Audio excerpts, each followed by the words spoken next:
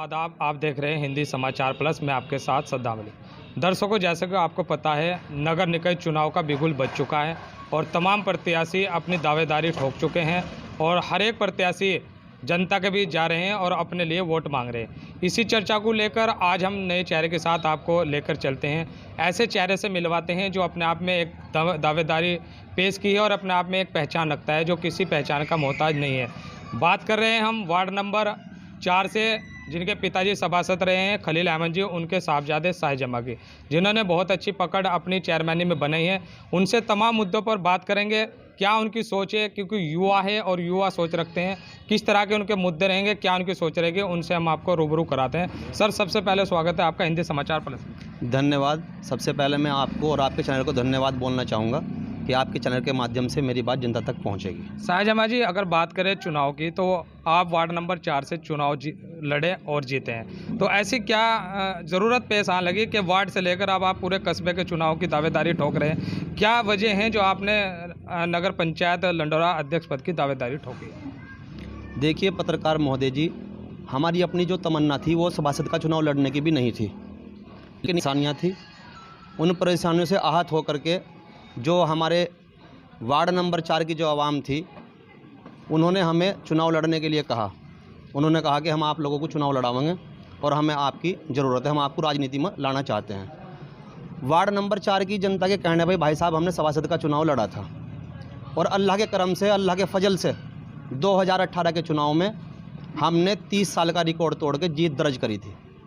आज तक 30 साल में कभी पहले किसी सभासद को या किसी चेयरमैन को एक वार्ड से इतना वोट नहीं मिला, जितना वोट और जितना जनता का प्यार 2018 के चुनाव में हमें जनता का मिला था। तो नगर पंचायत लंडौरा के अध्यक्ष पद की दावेदारी ठोकी है, क्या इस बार भी आप जनता की आवाज़ पे चुनाव लड़ रहे हैं? क्या अपना कोई एक सौहार्द है, अपनी कोई पहचान है? देखिए सभासद महोदय जी, जब हम सभासद का चुनाव जीत गए और हम लोगों के बीच गए तो हमने देखा कि उनकी बहुत सारी समस्याएं थी, उनकी ऐसी ऐसी समस्याएं थी, उनका ऐसा उनका शोषण हुआ बेचारों का कि मैं आपको बता भी नहीं सकता। तो ये जनता की आवाज़ पे ही हम जो है नगर अध्यक्ष का चुनाव लड़ रहे हैं जी। जनता ने लोगों के शोषण से आहत होकर के हमें कहा कि आप मैदान में आओ और हम आप लोगों को नगर अध्यक्ष का चुनाव लड़ाना चाहते हैं। अगर बात करें जनता की, तो जनता के सामने एक बात ये भी उभर के आई है, अगर नगर पंचायत की बात करें, अभी प्रधानमंत्री आवास योजना के तहत लोगों को मकान मिले, लेकिन जनता कहना है कि शाहजमा हमेशा लीडर रहे हैं और कभी भी किसी तरह का कोई भेदभाव नहीं किया और कोई भी कमीशन आज तक शाहजमा ने नहीं खाई, इनका रिकॉर्ड रहा है। अब आगे की बात करते हैं नगर पंचायत लंडौरा के चुनाव की, तो किस तरह की दावेदारी आप पेश कर रहे हैं? बस दावेदारी तो जनता के कहने पर चुनाव लड़ रहे जी इंशाल्लाह, और जितनी भी समस्या यहाँ पे जनता की थी जी, उस पर मैंने धरातल पर ज़मीन पर रहकर काम करा जी, और आगे भी इंशाल्लाह मैं वादा करता हूँ जी, आगे भी ऐसे ही काम करूँगा जैसे मैंने काम करा। तो 5 साल आपके वालिद साहब सभासद रहे, क्या कमियां रही कि ये मुद्दे थे जो हम सभासद बनते हुए नहीं कर पाए और चेयरमैन की दावेदारी ठोकी? क्या में अहम मुद्दे आपके रहे? क्या है कि पत्रकार महोदय जी, कमी हमारे अंदर नहीं रही, लेकिन हमारे पास उतनी पावर नहीं थी जितना हम काम करना चाहते थे, जितना काम का जज्बा हमारे अंदर था। तो इस बार हम उम्मीद करते हैं कि जनता हमें अध्यक्ष पद का चुनाव जितावेगी और इंशाल्लाह जो काम हम सभासद के पद पर रहते हुए नहीं कर सके, इंशाल्लाह उनको अध्यक्ष पद पर पूरा करेंगे। आप काफ़ी देर से जनता के बीच में घूम भी रहे जा रहे हैं, तो क्या लगते हैं कि कस्बे के ये अहम मुद्दे रहेंगे और इन मुद्दों को अगर जनता ने आपको आशीर्वाद दिया, अपनी दुआएं दी और आपको नवाजा, तो क्या रहेंगे कि ये मेरे अहम मुद्दे हैं जिनको मैं सबसे पहले अध्यक्ष पद पर बैठ कर करूँगा? इन 5 साल में 2018 से लेकर 2023 तक मैं जनता के बीच गया हूँ और धरातल पे रहकर, ज़मीन पर रहकर मैंने लोगों की समस्याओं को जाना और पहचाना।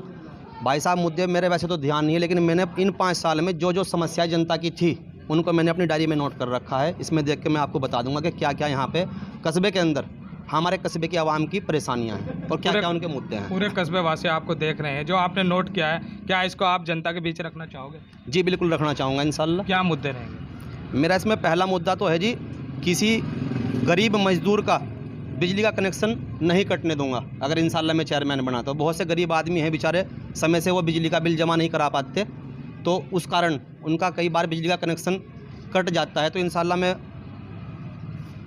पूरी सच्चाई के साथ में और पूरी वफादारी के साथ में ये वादा करता हूँ, इंशाल्लाह मैं किसी गरीब मजदूर का बिजली का कनेक्शन नहीं कटने दूँगा। क्या करेंगे इसमें? कनेक्शन नहीं कटने देंगे? जो उन पे बिल बनाए अपनी ओर से जमा कराएंगे या सरकार से छूट दिलाएंगे? क्या इसमें अहम आपका रोल रहेगा? देखिए, सरकार से छूट दिलाने की भी कोशिश करूँगा। अगर सरकार से छूट नहीं मिल पाती तो इंशाल्लाह अपनी जेब से जमा करूँगा। दूसरा मुद्दा क्या रहेगा? दूसरा मुद्दा है जी मेरा, नगर पंचायत में किसी भी योजना का लाभ बिना किसी रिश्वत के आवाम को दिया जाएगा। जैसे बात करें प्रधानमंत्री आवास योजना का, आप भी जानते हैं जनता को आरोप भी लगातार लगा रहता है कि आवास योजना में बहुत सारी धांधलेबाजी पाई गई है और 13 लगभग ऐसे मकान थे जो अपात्र थे, जिनको पात्र बनाकर मकान दे गए, जिनमें पहले से ऑलरेडी उनके पास अच्छे मकान थे और एक तो उसमें ऐसा पाया गया जो सरकारी नौकरी वाला था। तो ऐसे होने के बावजूद आज फिर मुद्दा उठा रहे हैं, तो कैसे चलेगा काम? देखिए भाई साहब, प्रधानमंत्री आवास योजना को लेकर के मैं आपसे ये कहना चाहता हूँ कि अगर मैं खुद अपने मुँह से अपनी तारीफ़ करूँ तो शायद वो कहीं ना कहीं मैं बेहतर नहीं समझता हूँ। इस मुद्दे को लेकर आप जनता के बीच जाइए और वही लोग बताएंगे कि किसने यहाँ पे क्या किया जी, मैंने उनके लिए क्या किया, कितनी वफादारी से मैंने काम किया है और किसने किससे कितनी रिश्वत ली है और किसका कैसे काम है, वो जनता बतावेगी आपको। भाई साहब, इस बारे में मैं कुछ नहीं कहूँगा। इन मकानों में बिना भेदभाव के, बिना किसी धर्म पे निरपेक्ष के आप इनको दिलाने का काम करें। भाई साहब देखो, कोई भी कैंडिडेट से अगर आप बात करेंगे तो वो यही कहेगा कि मैंने बिना निस्वार्थ जो है, बिना किसी ऊंच नीच के मैंने काम किया है। आप जनता के बीच जाएंगे, देखो ये इस मुद्दे पे आप जनता से बात करेंगे। चलिए, जनता भी हमारे साथ जुड़ेगी, उनसे भी हम बात करेंगे। तीसरा आपका क्या मुद्दा रहेगा? तीसरा मुद्दा है सर मेरा, धार्मिक स्थलों का विशेष ध्यान रखूँगा। मंदिर हो, मस्जिद हो या और कोई दूसरा हो, मैं सबका विशेष ध्यान रखूँगा। सफाई का या कोई निर्माण का, मतलब अगर मेरे अधिकार में है कोई चीज़ तो मैं उसको करूँगा। और क्या मुद्दे रहेंगे? चौथा मुद्दा है जी मेरा, गरीबों को राशन दिलवाने का, उचित दर्जे का राशन। बहुत से यहाँ हमारे गरीब हैं बेचारे, उनके पास में पीले राशन कार्ड बने हुए हैं, जबकि उनके हालात को देखते हुए उनके पास में सफ़ेद या और दूसरा राशन कार्ड होना चाहिए। मैं इंशाल्लाह उनको उचित दर्जे का राशन कार्ड दिलवाने का काम करूंगा। भाई साहब सर, ये अहम मुद्दा है आपका। इसी मुद्दे को रोकते हुए मैं एक बात आपसे लेना चाहूँ, वो अच्छा बेहतर राशन दिलवाने की बात करें, लेकिन कहीं ना कहीं बात करें कि गरीबों तक उनकी जो सुविधाएं वो नहीं पहुंच पाती है और जो अमीर है बहुत सौ के सफ़ेद कार्ड बने हुए हैं और फ्री में राशन ले रहे हैं और गरीबों तक सुविधा नहीं पहुँचती, तो किस तरह इसमें कलेक्शन आप कर पाएंगे? भाई साहब, मैं तो देखो गरीबों की लड़ाई लड़ने के लिए मैदान में आया जी, मुझे अमीरों से कोई मतलब नहीं है। मैं तो जिनकी समस्या होगी उनकी समस्याओं का समाधान करने के लिए मैदान में आया हूँ भाई। तो और क्या अहम मुद्दे रहेंगे? मुद्दा साहब है भाई जी, बिल्कुल धरातल पे आगे काम करूँगा जी गरीबों के लिए। जो उनकी समस्या होगी, समस्या का उनके समाधान करूँगा। और कौन कौन से मुद्दे रहेंगे? पाँचवा मुद्दा है भाई जी मेरा, बुजुर्गों को और बेवाओं को पेंशन दिलवाने का काम पूरी जिम्मेदारी के साथ करूँगा। बहुत से ऐसे हमारे बुजुर्ग अभी भी हैं बेचारे जिनकी पेंशन नहीं बंधी अभी। बहुत सी ऐसी बेवाएँ हैं, हमारी माँ बहनें बेचारी, जो अभी तक विधवा पेंशन का या किसी दूसरी पेंशन का लाभ नहीं उठा रही हैं। उनको मैं धरातल पर उतर के और जिम्मेदारी के साथ में काम करवाऊंगा, उनके पेंशन कराने का काम जिम्मेदारी से करूंगा। बहुत अच्छे। और कौन से मुद्दे हैं? छठा मुद्दा है भाई साहब मेरा, कस्बे की साफ़ सफाई को लेकर के खूब स्वच्छता का माहौल बनाया जाएगा और जिसमें लोगों का सहयोग चाहूँगा। आप लोगों की ज़रूरत पड़ेगी और उम्मीद करता हूँ कि आप लोग मेरा स्वच्छता को लेकर सहयोग करेंगे। बिल्कुल, ये तो हमारे प्रधानमंत्री जी का भी नारा है, स्वच्छ भारत स्वच्छ अभियान, और सभी से जुड़ने का आह्वान है। तो आपका बहुत अच्छा मुद्दा है। और क्या है मुद्दे? स्वच्छता को लेकर मैं आपको एक बात और याद दिला दूँ, जब 2018 के बोर्ड में हम सभासद बने थे तो सफाई को लेकर के मैंने नगर पंचायत लंढोरा में एप्लीकेशन दी थी। उस पर समय से कोई कार्रवाई नहीं हुई थी, तो उस समय भी मैंने अपने पिताजी को लेके अपने साथ में जो है, यहाँ एक 500 मीटर का नाला है जो मदरसा रोड पे काली मंदिर वाले भगवान हनुमान जी के मंदिर पे पड़ता है, उसको मैंने अपने हाथ से साफ़ किया था और प्रूफ के साथ। वार्ड नंबर 4 मोहल्ला पठान चौक के सभासद खलील अहमद खुद ही नाले की सफाई कर रहे हैं और हिंदुस्तान अखबार के पत्रकार साहब भी यहाँ पर मौजूद है। ये भी देख रहे हैं कि क्या विकास चल रहा है लंढोरा के अंदर।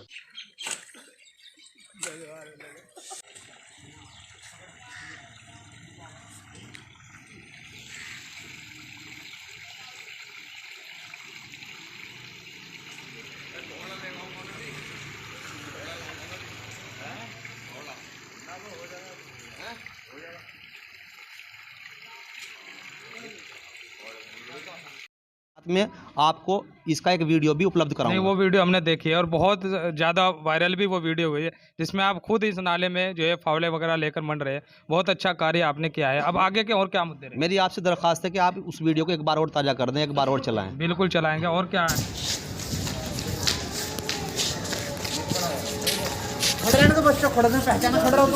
खड़े रहो यार। मदरसा इमदादुल इस्लाम बड़ा मदरसा है जी।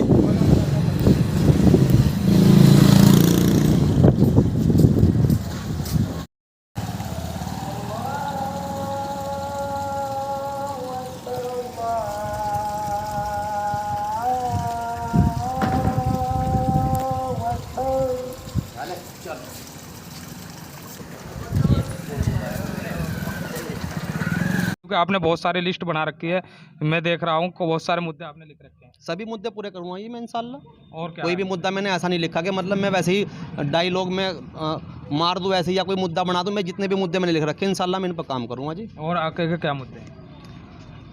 7वां मुद्दा है जी मेरा नगर पंचायत की जो भूमि है उन पर मैं दुकानें बनाकर बेरोजगार युवाओं को किराए पर आवंटित करूँगा, कम से कम किराए पर। लेकिन जो भूमाफिया द्वारा कब्जाई गई है नगर पंचायत की, उनके लिए क्या करें? देखिए इसमें तो मुझे जो नगर पंचायत के अधिकारी हैं वो सहयोग करेंगे, क्या सही है क्या गलत है वो तो चेयरमैन बनने के बाद ही पता लगेगा। भाई साहब अभी मुझे मेरा ईओ साहब होते हैं नगर पंचायत में, एक किस्म से उसको चेयरमैन का पेशकार समझ लो आप या सहयोगी समझ लो। अब जैसा वो सहयोग करेंगे, जैसा मुझे बताएंगे और डॉक्यूमेंट सब चेक कर जाएंगे तो देखो भाई साहब बाद की बात है, उस पर तो बाद में देखा जाएगा। क्या अगर आप बोर्ड में आते हैं और बोर्ड में आपको जनता बिठाती है तो जो ये नगर पंचायत की ज़मीन लोगों ने कब्जा रखी है, क्या उस पर आपका बुलडोजर चलेगा? देखिए भाई साहब मैं बुलडोजर चलाने वाला होता कौन हूँ?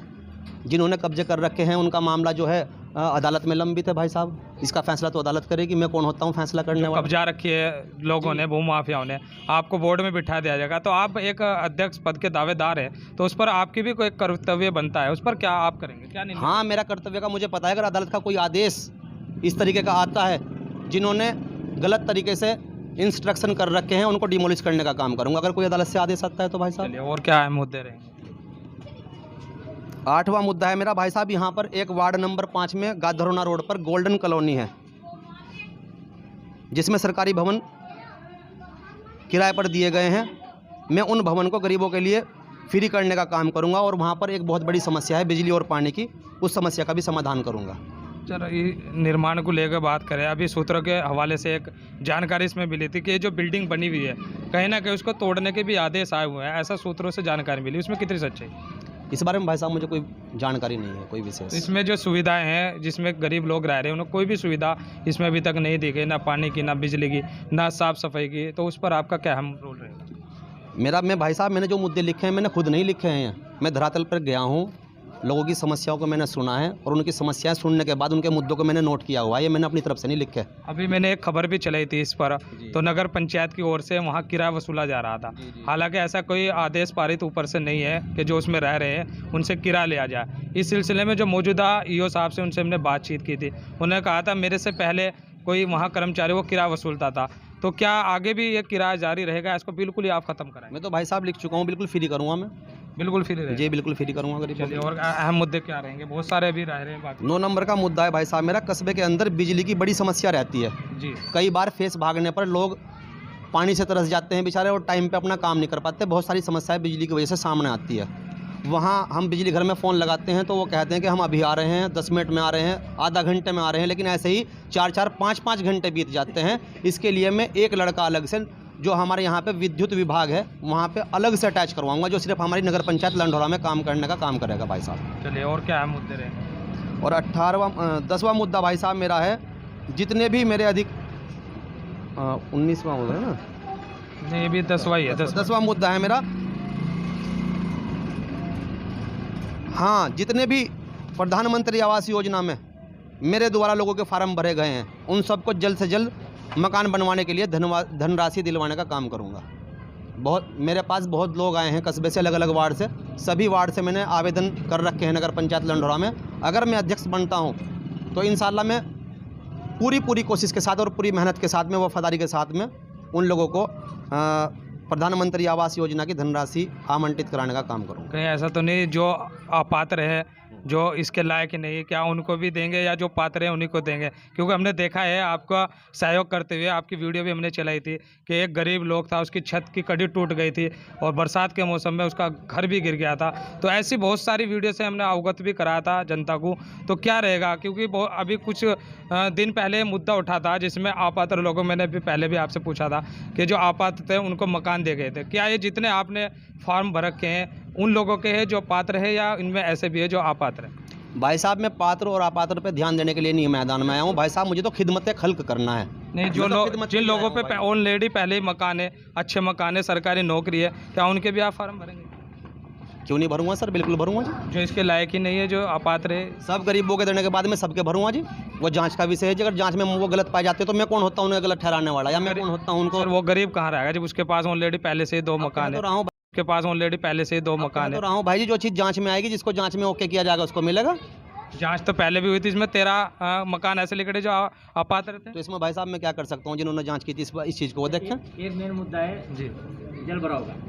नहीं, और अहम क्या मुद्दे आपके रहे? नहीं, मेरे अभी और चलिए, अब बाकी आपका कहना है कि जो आपने फार्म दिए, जनता ने जो आपको फार्म दिए, जो गरीब है उनको आप मकान दिलवाने का काम करें। बिल्कुल बिल्कुल उनको जल्द से और जल्द अहम मुद्दे क्या रहे?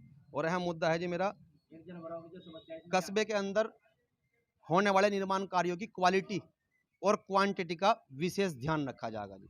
आपके वाले साहब 5 साल सभासद रहे हैं, तो अब तक क्यों नहीं आपने इसका ध्यान रखा? क्योंकि आप बोर्ड में भी थे, तो अब ये सुझाव क्यों आपको आया कि अगर मैं चेयरमैन बनता हूँ तो तभी ख्याल रखा जाएगा, तो उससे पहले क्यों नहीं रखा? ये आप कैसे कह सकते हैं कि मैंने ध्यान नहीं रखा? कारण बताओ। नोट क्यों किया आपने? आप कारण बताओ। तो अभी तक जितने कार्य हुए, क्या लगता है वो मैं सब, पिछले वाले से ज़्यादा बेहतर कराना चाहता हूँ, उसमें क्या दिक्कत है? यानी कि जितने कार्य हुए अच्छे हुए या खराब हुए? नहीं, अच्छे हुए हैं, लेकिन मैं उनसे बेहतर कराना चाहता हूँ, इसलिए मैंने कहा कि मैं क्वालिटी और क्वांटिटी का विशेष ध्यान रखूंगा। चलिए, बहुत अच्छा मुद्दा है। और क्या अहम मुद्दे रहेंगे? जिन गरीबों के पास अपने मासूम बच्चों को स्कूल में पढ़ाने के लिए इंतजाम नहीं है, उन बच्चों को अपने खर्चे पर शिक्षा दिलवाने का काम करूंगा भाई साहब। मासूम बच्चे, जो छोटे बच्चे हैं, मासूम बच्चे हैं, छोटे बच्चे हैं, उनके लिए। अगर बात करें कस्बा लंडौरा की, तो यहाँ कोई भी कन्या इंटर कॉलेज नहीं है, तो उस पर क्या करेंगे? क्योंकि ये एक अहम मुद्दा है कस्बे के लंडौरा की, कन्या इंटर कॉलेज, कोई भी यहाँ कन्या इंटर कॉलेज नहीं है, उस पर आपका कहाँ ध्यान? इंशाल्लाह इसके लिए रूपरेखा तैयार करी जाएगी, अगर हम अध्यक्ष बनते हैं तो उसका उच्चीकरण कराने का कार्य करूंगा जी। जहां तक भी मुझे जाना पड़े, डीएम, मुख्यमंत्री या किसी विधायक से, जिससे भी मुझे मिलना पड़े जी, मैं पूरा पूरा प्रयास करूंगा। जितने आपने मुद्दे नोट किए, क्या इसमें आप ये मुद्दा भी नोट करेंगे कि अगर आपको जनता ने मौका दिया तो आप यहाँ कस्बा लंडौरा में कन्या इंटर कॉलेज बनाने का कहीं ना कहीं प्रयास करेंगे? भाई साहब, जैसे ही आपने कहा मैंने तभी नोट कर लिया, बहुत अहम मुद्दा है भाई जी। चलिए, और आगे क्या मुद्दे रहेंगे?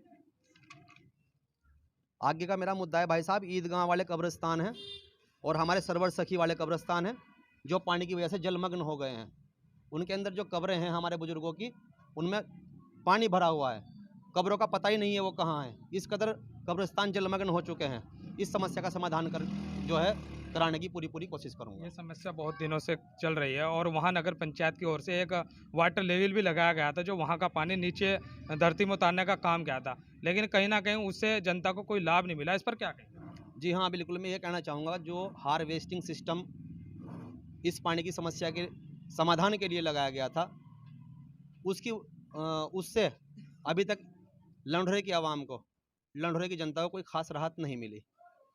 अब हमने सोचा है कि इसके अलावा हम एक और रूपरेखा तैयार करेंगे, और इसको लेकर के मैंने रुड़की से आर्किटेक्ट को बुलवा करके इसकी एक रूपरेखा तैयार करवाई थी, उसकी पीडीएफ बनवाई थी हमने, कि इस पानी का जो है किधर रुख होना चाहिए, इसकी क्या रूपरेखा हमें तैयार करनी चाहिए, उसकी मैं आपको एक वीडियो भी दूंगा। आपने कब्रिस्तान की बात करी है, हमने पीछे भी आपके बारे में सुना है कि जो इधर के कब्रिस्तान है ईदगाह से लगते हुए, वहाँ गहराव होने के कारण में कब्रें बैठ गई थी, उसमें आपने कहीं ना कहीं भराव का भी शायद कार्य आपने किया था, ऐसा मेरी नॉलेज। जी हाँ, मेरे भाई के द्वारा उसमें मेरे ख्याल से 2 या 2.5 लाख रुपए दिए गए थे जी भराव के लिए। उसमें मिट्टी का भराव हो गया, वो काफ़ी अब वहाँ सुधार हुआ है जी, मिट्टी का भराव होने से। चलिए, बहुत अच्छा। और मेन कार्य क्या रहेंगे, जो खास कार्य? एक माता वाला हसन बाग में बड़ा बरात घर बनवाने का काम करूंगा। वहाँ पे पिछली बार भी जो चेयरमैन थे उन्होंने प्रयास किया था, लेकिन किसी संगठन ने उसमें कुछ रुकावट लगा दी थी, उस वजह से वो बन नहीं पाया था बरात घर।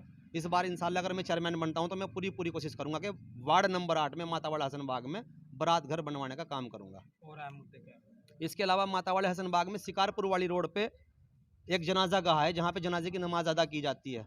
वहाँ पर कोई टीन शेड वगैरह नहीं है। नमाज पढ़ते हुए वहाँ नमाजियों के धूप में पैर जलते हैं, और बारिश के लिए भी कोई विशेष वहाँ पे इंतजाम नहीं है। इंशाल्लाह अगर मैं चेयरमैन बनता हूँ तो शिकारपुर वाली पुलिया पे मैं जनाजे गाह के लिए खास इंतजाम करूँगा। तो जहाँ तक मैं देख रहा हूँ, आपके जो घोषणा पत्र जो आपने नोट कर रखे थे वो लगभग पूरे हो गए या कुछ इसमें बाकी? एक और रह गया है मेरा। क्या रहेगा? और एक आखिरी मुद्दा मेरा यह है कि कस्बे में बहुत लोगों के आधार कार्ड प्लस पहचान पत्र में नाम ठीक नहीं है, जिसकी वजह से हमारे कस्बे की आवाम को बड़ी तकलीफ और बड़ी दिक्कतें उठानी पड़ती है। इंशाल्लाह अगर मैं चेयरमैन बनता हूं तो मैं यहीं लंढोरा में आधार कार्ड के और पहचान पत्र के लिए सेंटर लगवा के उनको ठीक करवाने का काम करूंगा। ये बहुत अच्छा सवाल मुद्दा आपने उठाया, लेकिन इसमें जैसा आप 5 साल सभासद रहे आपके वाले साहब, और अभी अगर हम चुनाव लिस्ट की बात करें तो इसमें बहुत सारी कमियां पाई गई थी, तो ये 5 सालों तक अभी तक क्यों ठीक नहीं हुआ और आगे इसकी क्यों जरूरत पड़ रही? भाई साहब, जनता के पास जाइए आप और जनता से मालूम करिए 5 के 5 साल तक मेरा खुद याद नहीं है कि मैंने कितनी बार आधार कार्ड का और पहचान पत्र का सेंटर अपनी बैठक पे लगवाया और लोगों को राहत पहुंचाने का काम किया मैंने। और एक चीज़ मैं आपको और बता दूं, आज तक 30 साल में किसी चेयरमैन या किसी सभासद ने मेरे तरीके से कभी काम नहीं किया। मैंने हर एक योजना का, हर एक चीज़ का मैंने अनाउंसमेंट करवाया जी, मदरसे में और मस्जिदों में हर चीज़ मैंने ऐलान करवा के करी जी। अगर उसके बावजूद भी कोई बेचारा नहीं आ रहा तो उसमें मेरा कोई कसूर नहीं है भाई साहब। यानी कि जितनी योजनाएं सरकार की आई है वो शाहजहां ने अपने स्तर से गरीबों तक पहुंचाने का कहीं ना कहीं पूरा कार्य किया है और आगे भी ये कार्य जारी रहेगा। जी बिल्कुल, इंशाल्लाह जारी जहाँ रहेगा। तक मैं देख रहा हूँ ये आपका घोषणा पत्र यहीं सीमित हो जाता है या जी, और भी कोई अहम जी मुद्दे नहीं, रहते इसके हैं? अलावा तो कुछ और है नहीं। अगर कुछ आपके माइंड में है तो आप सलाह के तौर पे मुझे बता दें पत्रकार साहब। शाहजहां जी, इंशाल्लाह आपने मुद्दे बहुत अच्छे लिखे हैं, तमाम धरातल पर उतरकर आपने मुद्दों को गिना है और उनको नोट भी किया है, लेकिन कहीं ना कहीं आप एक मुद्दे में कमजोर रह गए। स्वास्थ्य की बात अभी तक आपने नहीं की। कस्बा में स्वास्थ्य की स्थिति बहुत सारी खराब है। सरकारी अस्पताल की बात करें तो वहाँ कभी डॉक्टर नहीं बैठते, कभी बहुत सारी दिक्कतें आती है। तो यहाँ स्वास्थ्य के बारे में आप क्या कहना है, क्योंकि ये आपके इस घोषणा पत्र में मुझे कहीं से कहीं तक भी नजर नहीं आया, तो उस पर क्या आपके आपके अहम कार्य रहेंगे, क्या उस पर सोच विचार? इसके लिए इंशाल्लाह हम गरीबों के लिए दवाई फ्री करेंगे जी। इंशाल्लाह दवाई का इंतजाम करेंगे गरीबों के लिए, जो बेचारे अपने लिए बीमारी में दवाई खरीदने के लिए सक्षम नहीं है, उनके लिए इंशाल्लाह मैं दवाई का इंतजाम करूंगा अपनी धनराशि से। तो एक अच्छे स्वास्थ्य अच्छे अस्पताल की यहाँ लंडौर में जरूरत है, उस पर क्या करें? वो तो विधायक जी बनवा रहे हैं जी, सुनने में आता ही रहता है। विधायक जी तो बहुत सारे काम करा रहे थे। जी, लेकिन वो अब उन्होंने बोल रखा, वहाँ काम भी चल रहा है जी, उसको अब चिकरण कराया गया है। यहाँ पे जो सरकारी अस्पताल था उसको बड़ा करके बनाया जा रहा है जी। तो इंशाल्लाह कहीं ना कहीं मैं समझता हूँ कि इसमें कुछ तो राहत मिलेगी लोगों को। चलिए, शाहजहां जी ने बहुत सारे मुद्दे हमें नोट कर रखे हैं और हमें गिनवाए हैं। अब बात करें शाहजहां जी, आप नगर पंचायत लंडौरा के अध्यक्ष पद के दावेदार हैं, आपने पर्चे की भरकर दावेदारी का की ताल ठोकी है। अब क्या रहेगा, क्या मानते हैं कि कस्बा लंडौरा में कौन है शाहजहां की जो टक्कर पे है? भाई साहब मेरी टक्कर में सभी हैं, मैं किसी के विशेष को नहीं कहूँगा, सभी लोग टक्कर में हैं, क्योंकि हार जीत का फैसला तो परवरदिगार करेगा। मैं गैप की बात कैसे बता दूँ। नहीं, वो सही है, ऊपर वाले के हाथ में सब है, लेकिन कहीं ना कहीं सामने वाले को लगता है कि ये मेरे साथ फाइट में है और इससे कहीं ना कहीं मुझे कोई टक्कर दे सकता है। तो क्या मानते हैं? मैं फिर बता रहा हूँ सभी टक्कर में हैं। तो फिर शाहजहां जी अपने आप को किस लेवल पर लाते हैं, किस नंबर पर रखते हैं जब सब टक्कर? ये फैसला जनता का ही, जनता किस लेवल पे लाती है, मैं कौन होता हूँ लेवल पे लाने वाला। चलिए दर्शकों, आपने देखा है ये अपने पत्ते अभी नहीं खोल रहे हैं और कहीं ना कहीं इनका ये कहना है कि सभी मेरी टक्कर में है, यानी कि शाहजहां जी जो है अपने आप को टक्कर में मान रहे हैं। ये तो आने वाला वक्त बताएगा कि कौन किसके सर जनता सहरा बांधती है और किसको नगर पंचायत लंडौरा का अध्यक्ष चुनती है, ये आने वाला समय बताएगा। घोषणा सारी जारी हो चुकी है, 23 तारीख में मतदान होना है और 25 में इसका रिजल्ट आ जाएगा। आपका जो हक है कहीं ना कहीं मतदान करने का, सभी जनता से मेरी अपील है को मतदान जरूर करें आने वाली 23 तारीख में। बने रहिए, पल पल के अपडेट के हम आपको अवगत कराते रहेंगे और एक रोज नए चेहरे के साथ अब आपको अवगत कराते रहेंगे। बने रहिए हमारे साथ।